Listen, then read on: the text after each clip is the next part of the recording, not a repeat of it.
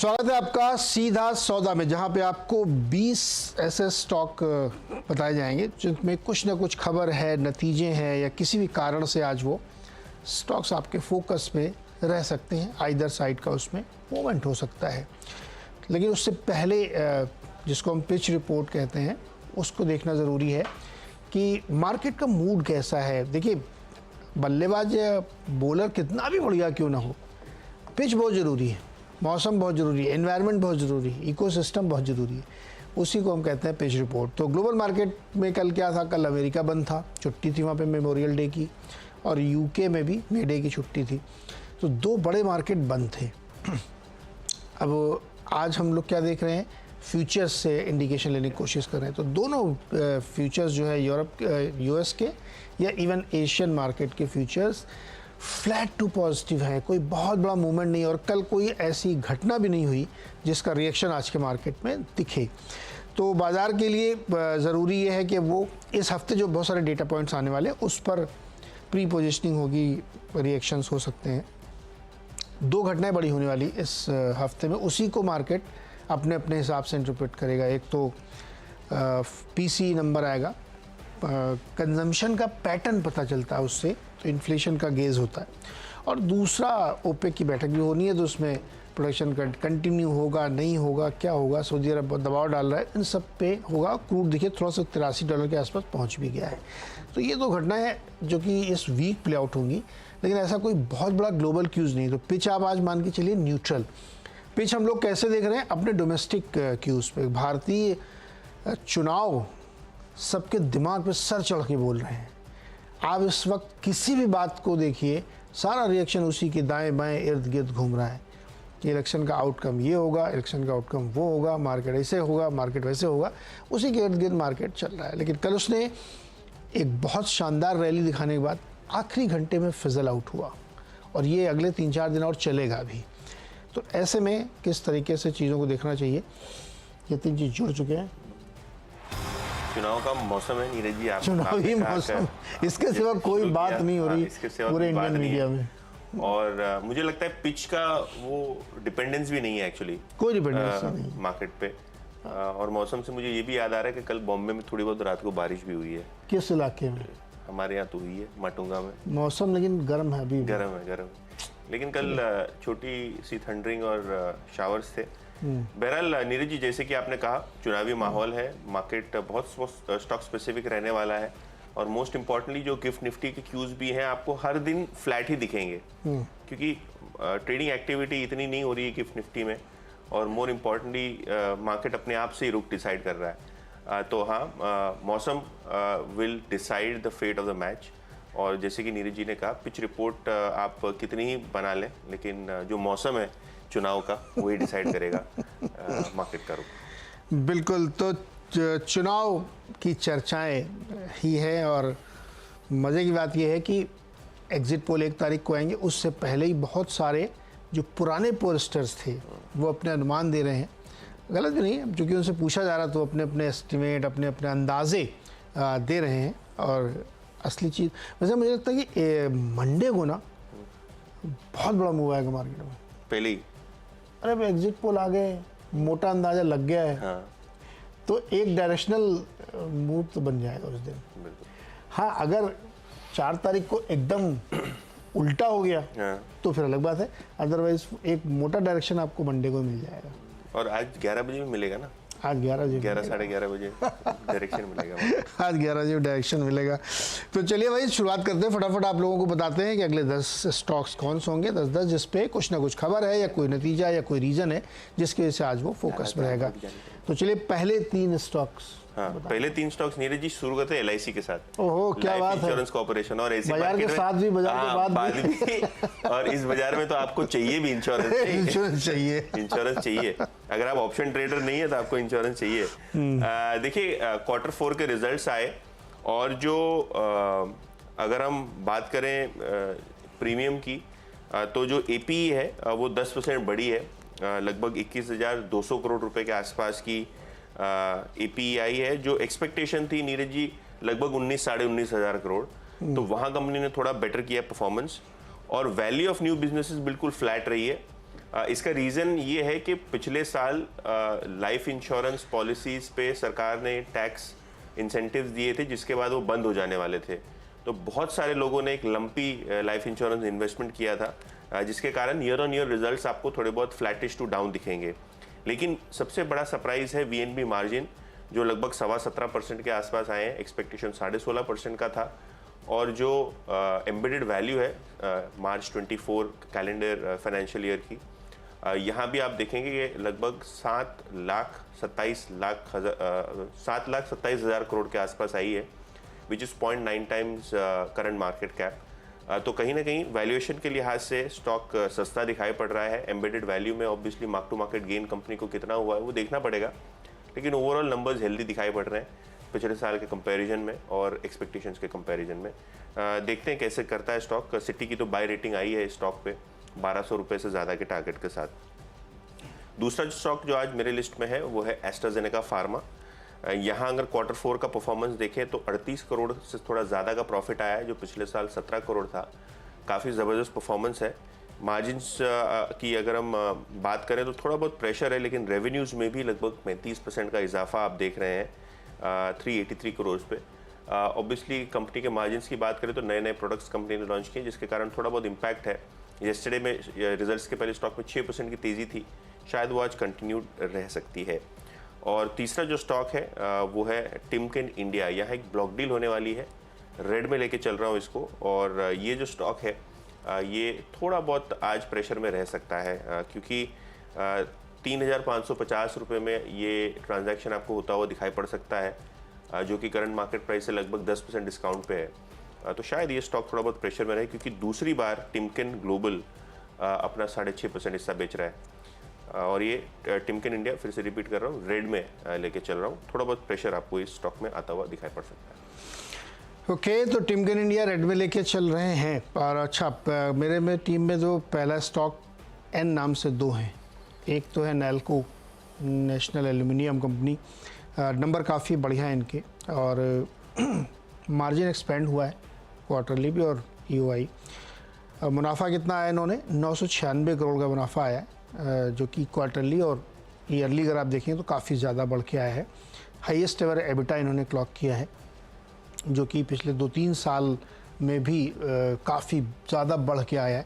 तो ये जनरली हम लोग देख रहे हैं कि मेटल कंपनीज़ में इस तरीके के नंबर्स आते हुए देखने को मिल रहा है, तो इसलिए इसको ग्रीन में लेके चल रहा हूँ मैं।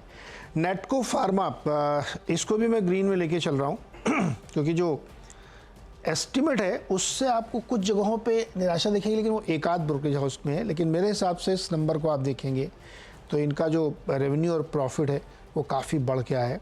हालांकि एक वन टाइम चार्ज है 90 करोड़ का डोमेस्टिक बिजनेस में, लेकिन उसके बावजूद आप नंबर देखेंगे तो काफ़ी बढ़िया मेरे को दिख रहे हैं। अलग अलग सेगमेंट के अंदर डिटेलिंग में नंबर में जाएंगे आप, तब भी नंबर अच्छे देखने को मिलेंगे। तो नेटको फार्मा की इसलिए मैं ग्रीन में लेके चल रहा हूँ। जो ल्यूमैक्स ऑटो टेक्नोलॉजीज़ कंपनी, एक ऑटो एंसिलरी कंपनी है, 493 के सामने 750 करोड़ का रेवेन्यू इन्होंने चौथी तिमाही में दिखाया है, और मुनाफा भी 48 से बढ़ के 51 करोड़ क्वार्टर क्वार्टर और 23 से बढ़ के 51 करोड़ ईयरली, मतलब साल 10 साल अगर आप कंपेयर करेंगे तो नंबर बहुत अच्छा है। एबिटा 62 करोड़ का है, इसमें भी शार्प जंप है लगभग 80-90% की। तो ल्यूमैक्स ऑटो टेक में भी आपको ध्यान रखना चाहिए, यहाँ पे भी नंबर काफ़ी अच्छे देखने को मिल रहे हैं। 3 हो गए मेरे भी। 3 हो गए। थोड़े बहुत स्टॉक्स जहाँ थोड़ा बहुत नंबर्स के लिहाज से अच्छा प्रदर्शन देखने को मिल रहा है। सुमितोमो केमिकल्स, 110 करोड़ का प्रॉफिट आया है, जो पिछले साल लगभग 7.25 करोड़ था। और अगर हम एबिटा की बात करें तो 140 करोड़ आया, जो पिछले साल 80 करोड़ ही था केवल। तो ओवरऑल देखें तो काफ़ी शानदार परफॉर्मेंस है, मार्जिन्स में भी सुधार देखने को मिला है। और केमिकल कंपनीज में सुमितोमो की बात करें तो एक जापानीज मल्टीनेशनल है, बहुत अच्छा प्रदर्शन एक क्वार्टर में है। तो देखते हैं आज किस हिसाब से स्टॉक रिएक्ट करता है। ग्रीन में लेके चल रहा हूँ। इसके अलावा जुबलेंट इंडस्ट्रीज, यहाँ भी नंबर्स ठीक दिख रहे हैं। एक्सपेक्टेशन था थोड़ा कमज़ोर रहेंगे नंबर्स। नेट प्रॉफिट 17% बढ़ा है, 22 करोड़ के आसपास आया है। एबिटा में 12% की ग्रोथ, रेवेन्यूज़ में 12% की ग्रोथ, मार्जिन्स में अच्छा सुधार। तो ये भी एक स्टॉक है जो नंबर्स के आधार पे मुझे लगता है थोड़ा बहुत पॉजिटिव रिएक्ट करना चाहिए। और यहाँ अगर हम स्पेसिफिकली बात करें तो जुबलेंट पूरा ग्रुप जो है, यहाँ मैनेजमेंट पूरी तरीके से कॉस्ट एफिशिएंसी का प्रोग्राम चला रहा है। तो आने वाले क्वार्टर्स में शायद आपको फर्दर इम्प्रूवमेंट आता हुआ नज़र पड़ सकता है इस पर्टिकुलर कंपनी में। एक स्टॉक जो है वो प्रेशर में रहेगा नीरज जी, वो ऑटोमोटिव एक्सेल्स। भारत फोर्ज ग्रुप की कंपनी है। प्रॉफिट में 13% का डिक्लाइन, रेवेन्यू में 18% का डिक्लाइन और मार्जिन्स पे भी थोड़ा बहुत प्रेशर देखने को मिला है। नंबर्स ठीक ठाक रहे हैं, मतलब कोई खास यहाँ ग्रोथ की बात नहीं हुई है, तो शायद ये स्टॉक आज थोड़ा बहुत प्रेशर के साथ खुलता हुआ आपको नजर पड़े। ओके, तो ये थे अगले 3 स्टॉक और अब अगले 3 जो मेरे हैं उसमें से एक है एसएच केलकर। अगेन हम लोग कल जिक्र कर रहे थे कि केमिकल स्टॉक्स में प्राइसिंग जो उनकी रॉ मटेरियल की है या फिनिश प्रोडक्ट की वो बॉटम आउट होती हुई दिख रही है और इसके रिजल्ट्स में ऐसा दिखता है। 533 करोड़ का रेवेन्यू दिखाया है 472 के सामने। मुनाफा मल्टीपल टाइम्स बढ़ा है, वो परसेंटेज में बताना ठीक नहीं है क्योंकि लो बेस पे था, 33 करोड़ का प्रॉफिट आया, लेकिन अगर आप Q3 से कंपेयर करेंगे तो वो आपको फ्लैट जैसा दिखेगा, लेकिन YOY बहुत स्ट्रॉन्ग नंबर है। एबिटा भी 56-57 करोड़ का निकल के यहाँ पे आया है। थर्ड क्वार्टर से देखें या ईयरली देखें तो बहुत सिग्निफिकेंट इंप्रूवमेंट है। तो एसएच केलकर को ग्रीन में रखिए। पद्मजी पेपर को भी ग्रीन में रखिए। इनका भी रेवेन्यू, एबिटा, पैट जो भी आप देखेंगे वो बेस्ट क्वार्टर इन्होंने पेश किया है। 200 करोड़ से ज़्यादा का रेवेन्यू दिखाया है इन्होंने और 37 करोड़ का प्रॉफिट है, 10 करोड़ के सामने 3-4 गुना मुनाफा इन्होंने बढ़ाया है। क्वार्टरली भी देखेंगे तो वहाँ पे भी अच्छी खासी 15-20% की ग्रोथ है और एबिटा भी 50 करोड़ का है। तो नंबर इसके भी काफ़ी स्ट्रॉन्ग देखने को मिल रहा है, तो इसको भी ग्रीन ले सकते हैं। एक मेटल कंपनी NMDC है, इसमें निराशा हुई थोड़ी क्योंकि होप ट्रेड बहुत ज़्यादा थे, इसमें बहुत होप बिल्ट हो गई थी, तो इसलिए आप देखिए कि रेवेन्यू और एबिटा दोनों में जो अनुमान थे उसके मुकाबले कम आए हैं, काफ़ी कम आए हैं। रेवेन्यू हमको लग रहा था कि 6,500 करोड़ से ज़्यादा आना चाहिए, वो 6400 करोड़ से के आसपास आया है और मार्जिन्स 38 के सामने 32% निकल के आए हैं, जो एक्सपेक्टेशंस काफ़ी ज़्यादा ऊपर थे, तो थोड़ा एक दबाव इसमें रह सकता है। तो लगता है कि NMDC को आज रेड में रखना चाहिए और स्टॉक ने एक बहुत बढ़िया रैली दिखाई है। हालांकि 1-2 दिनों में करेक्ट 290 तक चला गया था, वहाँ से करेक्ट हो गया है, लेकिन फिर भी नंबर कमज़ोर है, इसलिए इसको रेड में रखा जा रहा है। चलिए, दोनों टीमों के 6-6 स्टॉक्स हो चुके हैं। एक छोटा सा ब्रेक लेते हैं और इसके बाद फिर अगले 4-4 स्टॉक्स।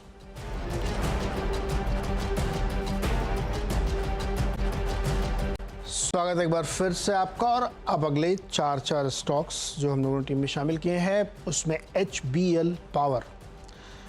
नंबर देखिए आप कितने बढ़िया हैं इनके। 610 करोड़ की आमदनी 400 करोड़ से बढ़ के, हालांकि क्वार्टरली फ्लैट लेकिन ईयरली 50%। मुनाफा 81 करोड़ 34 करोड़ से बढ़ के ईयरली, क्वार्टरली देखेंगे तो आपको फ्लैट दिखेगी, लेकिन नंबर बहुत ही स्ट्रॉन्ग है। क्या करती है HBL पावर? इनका एक मेन काम आजकल हो गया है, कवच सिस्टम बनाते हैं, ट्रेन का जो कोलिजन डिवाइस है वो बनाते हैं, बहुत सारे इनको कॉन्ट्रैक्ट वगैरह मिलते रहते हैं, तो उस पर ध्यान रखिएगा। 8वां स्टॉक है क्रिस्टल इंटीग्रेटेड। ये भी एक हाल फिलहाल की लिस्टिंग कंपनी है, लेकिन नंबर अच्छे दिए इन्होंने। मुनाफा 16 करोड़ करीब निकल के आया, 9 करोड़ से 10 करोड़ से बढ़ के, और रेवेन्यू 292 करोड़ आया। हालांकि क्वार्टरली फ्लैट नंबर देखेंगे आप 283 से बढ़ा है, लेकिन सालाना के हिसाब से काफ़ी ज़्यादा नंबर, लगभग 100 करोड़ इन्होंने बढ़ा लिया, तो नंबर यहाँ पे ठीक दिख रहे हैं, तो इसको ग्रीन में देख के रख सकते हैं, क्रिस्टल इंटीग्रेटेड। 9 और 10 नंबर के स्टॉक हैं डाबर और कॉलगेट। ये हमने इसलिए लिए कि कल आपने देखा होगा मानसून विभाग की जो प्रेस कॉन्फ्रेंस थी उसमें उन्होंने बताया कि बढ़िया मानसून होगा, तो जो ज़्यादा रूरल पेनिट्रेशन पे कंपनीज़ हैं जिनका बेस रूरल में ज़्यादा है, इसमें डाबर, इमामी, कोलगेट, मुझे लगता है उसमें रखना चाहिए। और कई सारे लोग कह भी रहे हैं कि अब एक कन्फर्मेटरी रिकवरी रूरल मार्केट में देखने को मिल रही है। अच्छा, चुनाव के माहौल में सब लोगों ने ये प्रॉमिस किया गरीबों के हाथ में, गांव में बहुत पैसा हाथ में दिया जाएगा, तो उसका भी फ़ायदा FMCG को ही मिलेगा। तो दोनों स्टॉक इसलिए रख सकते हैं, मानसून का फ्लेवर है, तो डाबर और कॉलगेट चारों। कॉलगेट और 5 दिन से प्रीपोन हो गया मानसून, तो बढ़िया ही है। होपफुली मुंबई वालों को राहत जल्दी मिलेगी गर्मी से। यार 10 तारीख को दिल्ली वालों को, हाँ दिल्ली वालों को थोड़ा वेट करना पड़ेगा। दिल्ली वालों को 15 जुलाई तक को वेट करना पड़ेगा। बहरहाल जो स्टॉक्स फोकस में है अर्निंग्स के आधार पे, Borosil renewables net loss 53 crore का कंपनी ने दिया है, एबिटा लॉस हुआ 25 करोड़ का, रेवेन्यूज़ में भी 9% की गिरावट, तो बहुत ही वीक नंबर्स दिखाई पड़ रहे हैं। ऑब्वियसली मैनेजमेंट कमेंट्री के लिए भी थोड़ा बहुत इंतज़ार करेंगे किस हिसाब से आने वाले क्वार्टर्स उनको लगते हैं, लेकिन Q4 का प्रदर्शन काफ़ी वीक रहा है। यूजुअली ऐसा होना नहीं चाहिए, लेकिन बहुत ही ज़्यादा प्रेशर में दिख रहे हैं अर्निंग्स। थोड़ा बहुत प्रेशर में रह सकता है स्टॉक, रेड में लेके चल रहा हूँ। नीरज जी, एलगी इक्विपमेंट, ये भी कंपनी इन्वेस्टर्स की फेवरेट कंपनी है, लेकिन प्रॉफिट में 55% की गिरावट, एबिटा में 2% की गिरावट और रेवेन्यूज में केवल 4% की ग्रोथ। कैपिटल गुड कंपनी है। हाँ, ये कैसे हो गया? नंबर्स थोड़े वीक है। मार्जिन्स में भी लगभग 70 बेसिस पॉइंट्स का डिक्लाइन आपने देखा है, तो यहाँ भी प्रेशर है। रेड में लेके चल रहा हूँ इसको भी। एनएमडीसी लगातार तीसरे क्वार्टर में एक डिसअपॉइंटमेंट, नेट प्रॉफिट में 50% का डिक्लाइन, रेवेन्यू 20% नीचे, एबिटा 47% नीचे, और मार्जिन्स की बात करें तो 27% हो गए हैं फ्रॉम 41%।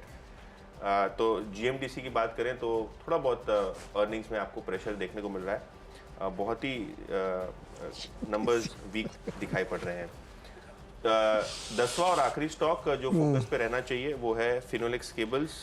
गाइडेंस जो है कंपनी ने केपेक्स का 500 करोड़ का दिया है। यहाँ एक फैमिली डिस्प्यूट चल रहा है नीरज जी, उसके बावजूद कंपनी ने 500 करोड़ के केपेक्स का अनाउंसमेंट किया है।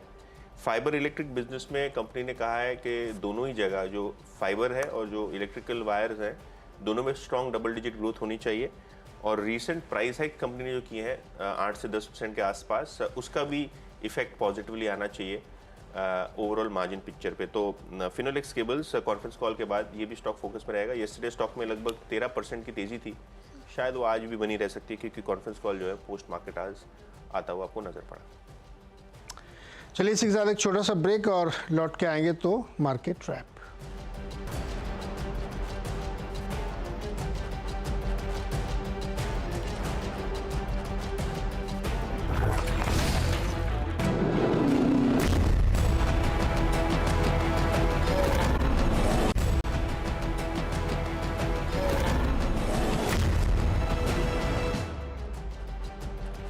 नमस्कार, फिर से एक बार स्वागत है सीधा सौदा में, और आपके सामने टीम का रैपअप पेश करते हैं। 10 जो खिलाड़ी आज फोकस में रहेंगे उनमें सबसे पहले LIC ऑफ इंडिया। काफ़ी अच्छे नतीजे हैं और ब्रोकरेजेस ने भी रिजल्ट्स को थम्स अप दिया है। देखते हैं कैसे स्टॉक रिएक्ट करता है अर्निंग्स को। ग्रीन लेके चल रहा हूँ। एस्ट्राजेनेका काफ़ी अच्छे नंबर्स हैं, मार्जिन में थोड़ा प्रेशर है, लेकिन ओवरऑल नंबर्स काफ़ी स्ट्रॉन्ग दिखाई पड़ रहे हैं। 35% का revenue growth. Timken India 10% discount में एक ब्लॉक डील आज होने वाली है। प्रमोटर्स अपना हिस्सा बेचने वाले हैं, लगभग 6.5% हिस्सा। स्टॉक थोड़ा बहुत प्रेशर में रह सकता है आज, तो ये भी स्टॉक रेड में लेके चल रहा हूँ। फिनोलेक्स केबल्स कॉन्फ्रेंस कॉल की अपडेट्स काफ़ी शानदार थी। स्टॉक कल भी काफ़ी अच्छे मोमेंटम में था, तो आज मोमेंटम कंटिन्यूड रह सकता है। सुमितोमो केमिकल्स और जुबिलेंट इंडस्ट्रीज नतीजे काफ़ी अच्छे हैं। कहीं ना कहीं यहाँ मार्जिन एक्सपेंशन काफ़ी अच्छा हुआ है, जिसके कारण स्टॉक्स फोकस में रहेंगे। और 4 स्टॉक्स जहाँ नंबर्स थोड़े वीक रहे हैं, automotive axles, Borosil renewables, Elgi equipments और जीएमडीसी।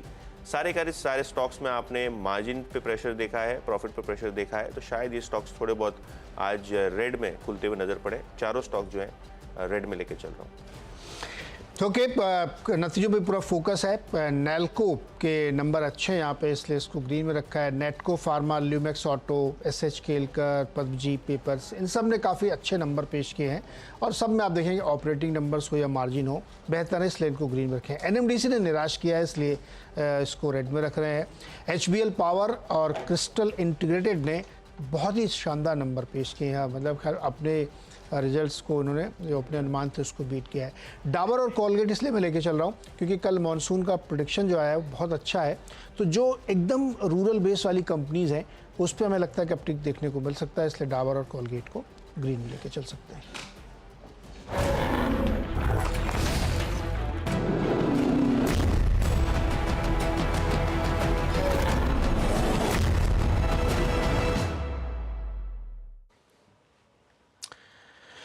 चलिए मुनाफे की तैयारी की ओर बढ़ते हैं और एक बहुत इंपॉर्टेंट डे अगेन।